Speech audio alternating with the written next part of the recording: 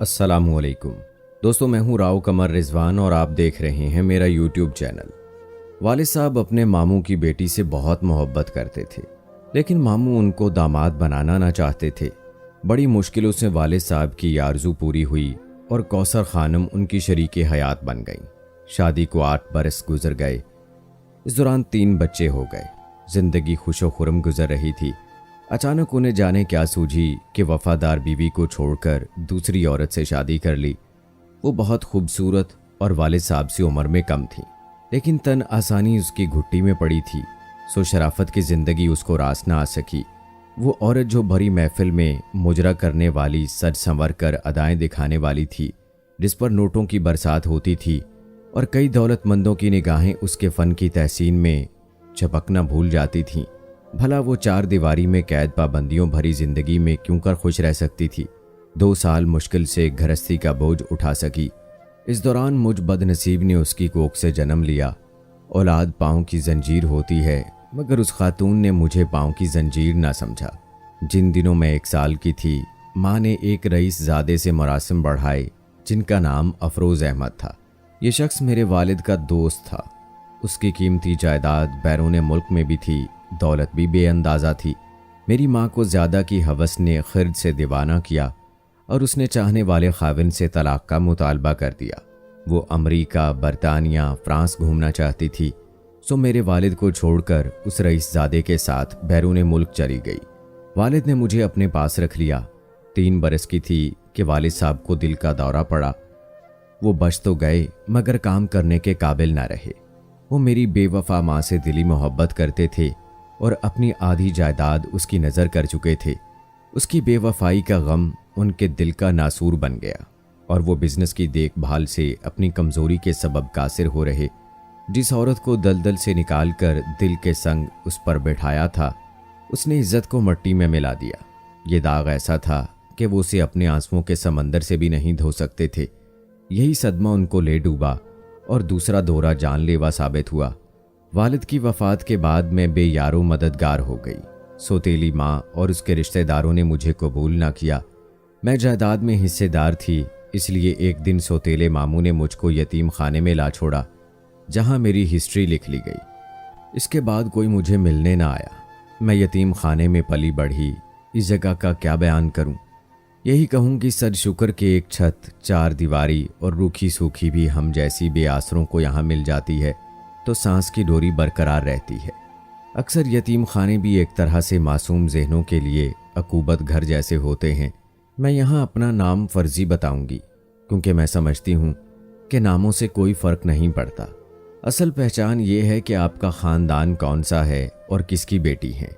यतीम खाने के रजिस्टर में नाम दर्ज होने के बाद मेरी असल पहचान इन्हीं कागज़ों में गुम हो गई। अब मेरा कोई इस दुनिया में नहीं था। मैंने 18 साल यतीम खाने में गुजार दिए। एक दिन यतीम खाने की निगरान ने बताया कि तुम्हारा रिश्ता आया है। बहुत हैरान हुई, क्योंकि आज तक किसी यतीम दोशीज़ा का रिश्ता बाहर से नहीं आया था। हमारे इदारे वालों को खुद हम बेसहारा लड़कियों के रिश्ते ढूंढने पड़ते थे। जब मसूद की तस्वीर दिखाई गई तो उनकी सूरत मुझको भा गई। वो खूबरू और पुरकशिश इंसान थे। मैंने निगरान से कह दिया कि मुझको ये रिश्ता मंजूर है। वो खुश हो गई कि एक फ़र्ज से सुबकदोश हो रही थी। मुद्दत बाद इदारे में चहल पहल हो गई। एक ऐसा मौका आया जब मेरे गिर्द साथी लड़कियां जमा थीं। वो गीत गा रही थीं। मुझको मेहंदी लगाई गई और मैं दुल्हन बनाकर मसूद के साथ रुखसत कर दी गई।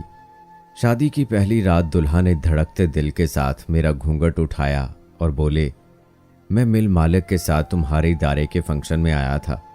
वो यहाँ बतौर मेहमान खसूसी बुलाए गए थे। मैंने उस तकरीब में तुमको देखा था। मुझको तुम अच्छी लगी। मेरा भी इस दुनिया में कोई ना था। मैंने भी ज़िंदगी यतीम खाने में गुजारी है, यतीमी में ठोकरें खाई हैं। जब मैं तुम्हारे इदारे में आया और तुमको देखा तो तुम्हारे चेहरे पर सब्र व रज़ा और मासूमियत थी, जिसने मेरे दिल को तुम्हारी तरफ खींचा और मैंने तुमसे शादी का इरादा कर लिया। मैंने मिल मालिक के वालिद से तुम्हारा जिक्र किया तो उन्होंने इदारे के सरबराह से मुलाकात की कि ये एक नेक काम था। बस उनकी ज़मानत पर उन लोगों ने मेरा रिश्ता तुम्हारे लिए देना मंजूर कर लिया। अब ये तुम्हारा घर और तुम मेरी इज्जत की पासबान हो। यहाँ तुम्हें किसी शय की कमी ना होगी। मैं तुमको प्यार दूंगा, खुश रखूंगा, तोहफे में अपना घर तुम्हारे नाम करता हूँ।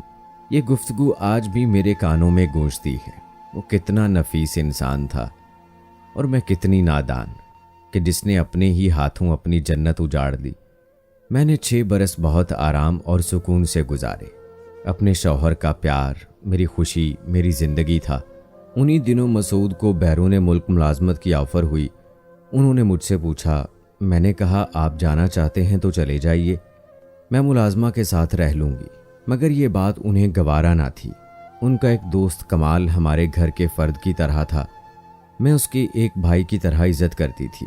वो भी मुझे भाभी भाभी कहते ना थकता था और बेहद एहतराम से पेश आता था। उसका कारोबार बहुत वसी था। उसके पास दौलत की कमी न थी, मगर तबीयत में हलीमी और इनकिसारी थी। गुरूर नाम को न था। वो हमारे साथ खुशी खुशी दस्तरखान पर बैठकर खाना खा लेता था। मसूद में मेरी तरह एक खामी थी, वो हर किसी पर एतबार कर लेते थे। वो कमाल को अपना भाई समझते थे। जब कमाल को इल्म हुआ कि मसूद बैरून मुल्क जाना चाहते हैं तो उसने उनको ढारस दी कि तुम बेफिक्र होकर जाओ, मैं अपनी खाला को भाभी के पास छोड़ दूंगा और ख़ुद भी इनकी खबरगिरी करता रहूँगा। उन्हीं दिनों मैंने मसूद को खुशखबरी सुनाई कि मैं उम्मीद से हूँ। वो बहुत खुश हुए, कहने लगे, अब तो मैं तुमको किसी सूरत छोड़कर नहीं जा सकता। मैंने मशवरा दिया कि वो बच्चे की पैदाइश के बाद जाएं। मसूद ने मेरी बात मान ली और उस ऑफ़र को कबूल ना किया, यानी बैरून मुल्क ना गए। मैंने एक बेटी को जन्म दिया। उनकी खुशी का कोई ठिकाना नहीं था। जिंदगी में कभी किसी इंसान को इतना खुश नहीं देखा था जिस कदर वो खुश थे। एक यतीम बच्चा जिसको कभी माँ बाप, बहन भाई, अजीज़ों, रिश्तेदारों का प्यार नसीब ना हुआ हो, खुद बाप बन जाए तो उसके लिए ये बात कितनी खुशी का बायस होती है। साल बाद कमाल ने एक रोज़ मसूद से कहा, तुम अगर बैरून मुल्क जाना चाहते हो तो मैं तुमको अमेरिका भिजवा सकता हूँ। मसूद बेटी की पैदाइश के बाद अब जाना ना चाहते थे, लेकिन फिर बच्ची के बेहतर मुस्तकबिल की खातिर राज़ी हो गए और हमारी देखभाल कमाल के सुपुर्द कर गए। उनके जाते ही कमाल अपनी खाला को ले आया। उनसे मुझे बहुत मदद और हौसला मिला। कमाल का भी मेरे घर आना जाना लगा रहा। वो हफ्ते में 3-4 बार आता और मुझसे तरह तरह की बातें करता। बातों बातों में उसने मेरे बारे में सारी मालूमात हासिल कर ली। एक दिन उसने कहा कि मैं तुम्हारी वालिदा का पता करता हूँ कि कहाँ है, अगर सुराग मिल गया तो उनको घर ले आएंगे। मैंने कहा, जो माँ मुझे उस वक्त छोड़ गई जब उसकी ज़रूरत थी, तो मैं उसको ढूंढकर क्या करूँगी। ताहम कमाल ने दलीलें देकर मेरे दिल में माँ का प्यार जगा दिया। वो कहता था कि कैसी भी हो, माँ फिर माँ होती है। एक बार मिलोगी तो उनसे जुदा होने को तुम्हारा दिल ना चाहेगा। पता नहीं कैसे उसने मेरी माँ का खोज लगा ही लिया। एक दिन वो एक उधेड़ उम्र औरत को ले आया और बोला, पहचानो ये कौन है। मैं भला क्यों कर पहचानती। उसने बताया कि ये तुम्हारी माँ है। उनका निबाह दूसरे शौहर से भी ना हो सका। ये वापस तुम्हारे वालिद के घर गईं, लेकिन वो फौत हो चुके थे और तुम्हारी सौतेली माँ ने इनको घर में घुसने दिया और ना ही ये बताया कि तुम कहाँ हो। माँ मुद्दत बाद मुझसे मिली थी। लिपट कर खूब रोई तो मेरा दिल भी पसीज गया और मैंने सवाब जानकर उनको कबूल कर लिया। माँ ने ख्वाहिश की कि वो मेरे पास रहना चाहती हैं। मुझको भी किसी का सहारा चाहिए था, क्योंकि कमाल की खाला भी अब अपने घर जाना चाहती थी। यूँ मैंने माँ को अपने पास रख लिया। कहते हैं कि इंसान की फितरत नहीं बदलती, जो जैसा होता है वैसा ही रहता है। कम से कम मेरी माँ के मामले में तो ऐसा ही था। उनकी लालची तबीयत अब भी थी। कमाल से उनकी काफ़ी बनती थी। वो उसकी दौलत से मरूब थीं। रोज़ उसे बुला लेती और बार बार कहती थीं, काश तेरी शादी इसके साथ हो जाती तो अच्छा था। मुझको माँ की बातें बुरी लगती, मगर मैं लिहाज की वजह से कुछ नहीं कहती थी। मसूद का फ़ोन आया तो मैंने उनको बताया कि माँ मिल गई है, कमाल ने उनको ढूंढ निकाला है। वो बहुत खुश हुए और माँ से फ़ोन पर बात भी की, लेकिन वो उनसे बात करके खुश नहीं हुई। वो कहती थी, कमाल का बहुत बड़ा बिजनेस है, वो साहिबे जादाद लगता था। तुमने इस यतीम खाने में पले हुए लड़के में क्या देखा है जो इसकी वफादारी में पड़ी यहाँ सड़ रही हो। मैं माँ की किसी बात का जवाब देने की बजाय खामोश हो जाती, क्योंकि मुझको यतीम खाने में यही सिखाया गया था। माँ की कमाल के साथ खूब गाड़ी छनने लगी। अब वो हर वक्त हमारे घर बैठा रहता। माँ से बातें होती रहती। मुझको ये बात अच्छी ना लगती, मगर लिहाज कर जाती, कुछ कह ना पाती। उसने हम पर भी अपनी दौलत का सहर फेंकना शुरू कर दिया। कभी बच्ची के लिए तो कभी मेरे लिए तोहफे लाने लगा। मुझे बुरा लगता, लेने में मना करती तो माँ कहती रख लो। माँ ने मुझे गैर महसूस तरीके से मसूद के खिलाफ भड़काना शुरू कर दिया। कहते हैं कि अक्सर औरतें कानों कच्ची और अकल की अंधी होती हैं। सच ही कहते हैं, या फिर मुझ में ही कोई कमी थी कि मैं अपने शौहर के प्यार और उसकी वफा को भूलकर माँ की बातों में आने लगी और मसूद के बारे में गलत सोचने लगी। मसूद ने 4 साल वहाँ रहना था और मैंने 1.5 साल भी इंतज़ार ना किया और बदगुमानियों से अपने दिल के दामन को भर लिया। कमाल कहता कि वो किसी गोरी के चक्कर में है, उससे शादी करेगा तो अमेरिकन शहरियत मिलेगी, वही मुद्दत पूरी कर रहा है। अब गैर मुल्क के कानून मैं क्या जानूं। मैं कमाल की बातों में आ जाती कि ये इतना अच्छा शख्स, हमारा खैर खा, भला क्यों मसूद के बारे में बुरा सोचेगा। ज़रूर इसे कोई ऐसी वैसी सुनगुन मिली होगी।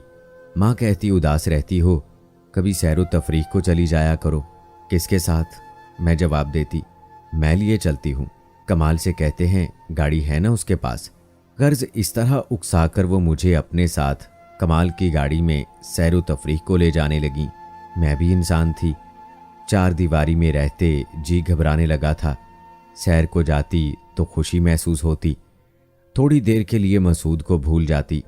हकीकत यह है कि यह सारा जाल ही माँ का फैलाया हुआ था। अपनी हिफाजत में खुद नहीं कर सकती थी और जिसको वो मुहाफिज बनाकर छोड़ गया था उसकी नीयत खराब होने लगी थी। वो मुझे मैली नज़रों से देखने लगा था। एक दिन उसने खुले लफ्ज़ों में कह दिया कि तुम मसूद से तलाक ले लो, वो अब वापस आने का नहीं। तुम कब तक उसका इंतज़ार करोगी? उससे तलाक ले लोगी तो मैं तुमसे शादी कर लूँगा। मेरे पास दौलत की क्या कमी है? जो वो कमाने गया है वो मेरे पास ढेरों के हिसाब से है। जब मैंने उसको इनकार किया और बेरुखी बरतने लगी तो माँ ने एक और चाल चली। उसने अज खुद मसूद से राब्ता किया और फ़ोन पर बात करने लगी। मैं समझी कि दामाद के रिश्ते से वैसे ही बातें करती हैं, लेकिन एक दिन वो कमाल के साथ घर के सौदा लेने के बहाने गईं और बाहर जाकर मेरे खाविंद को फ़ोन किया और उनके दिल में बदगुमानी डाल दी। कहा कि मेरा झुकाव अब कमाल की तरफ होता जा रहा है, लिहाजा उसे जल्द लौट आना चाहिए। मसूद को ऐसे बावर कराया कि माँ होने के नाते वो उसका घर बचाना चाह रही हैं कि कहीं पानी सर से ऊंचा ना हो जाए, और ये भी कसम दी कि जो गुफ्तगू वो उससे करती हैं वो मुझको ना बताएंगे ताकि माँ बेटी का रिश्ता खराब ना हो। मसूद परदेश में परेशान हो गए और मुलाजमत छोड़कर पाकिस्तान आ गए। आते ही उन्होंने कहा कि तुम बच्ची को गोद में उठाकर कसम खाओ कि तुम मेरी वफादार हो। ये सुनकर मैं रोने लगी कि मेरा महबूब शौहर इतने दिनों बाद बजाय प्यारो मोहब्बत से मिलने के ये कैसी बातें कर रहा है। मैं तुम्हारी राहत और आराम के लिए गया था ताकि ज़्यादा कमाऊं और तुमको सुख दूं। तुम्हें क्या खबर कि वहाँ मैं कमाने की खातिर कितनी तकलीफ़ों से गुजरा हूँ ताकि तुमको ऐश दे सकूं। मेहनत तो मैं परदेश में तुम्हारे लिए कर रहा था और तुम मुझसे तलाक लेने की सोच रही थी। अफसोस है मैंने तुमको इज्जत बनाया। क्या इसको वफा कहते हैं? मैंने रो रो कर कस्में खाईं कि आपको गलत फहमी हुई है या फिर किसी बदखा ने आपको मेरे बारे गलत बातें कही हैं। मैं तो आपसे बेवफाई का सोच भी नहीं सकती। गर्ज मेरे रोने धोने से वो चुप हो गए, वरना तो पिस्तौल निकाल कर खुद को गोली मारने चले थे। इसके बाद वो बुझे बुझे रहने लगे। वापस अमेरिका भी ना गए, मुझसे बात ना करते। कभी बात करते तो बस इस कदर कि तुम यतीम थीं और मैं भी। अब मैं अपनी बच्ची को यतीम करना नहीं चाहता। उन्होंने कमाल से भी कता ताल्लुक कर लिया, अपना कमरा अलग कर लिया। वो मुझसे घर में रहकर भी राब्ता ना रखते। माँ से खाना लेते, जो बात कहनी होती उन्हीं से कहते। एक दिन मैंने रो रो कर कसम दी कि सच बता दो, आखिर ये आग किसकी लगाई हुई है। बिल आखिर वो फट पड़े, कहने लगे माँ माँ होती है, दुश्मन नहीं होती। इसलिए मैंने यकीन किया। उन्होंने मुझे बताया कि तुम कमाल को चाहने लगी हो, उससे शादी करना चाहती हो और मुझसे तलाक की ख़्वाह हो। बोलो क्या ये सच नहीं है? तुम झूठी हो या तुम्हारी माँ झूठी है? मैंने कहा माँ दौलत की पुजारी है। इनका ताल्लुक जिस घराने से है उसे तुम नहीं जानते, लेकिन मेरी रगों में शरीफ बाप का खून है। तुम यतीम खाने नहीं जाते तो मेरे सौतेले भाइयों के पास जाकर मेरे वालिद के बारे में मालूम कर लो। मैं मर जाऊंगी लेकिन ना तुमसे तलाक लूंगी और ना बेवफाई करूंगी। अब तुम्हारी मर्जी, मेरी बात का यकीन करो या ना करो। खुदा ने मुझ पर करम किया, उनको मेरी बात का यकीन आ गया।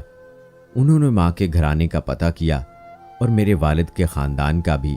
मेरे एक चचा उनसे मिले तो तमाम अहवाल उनको बताया।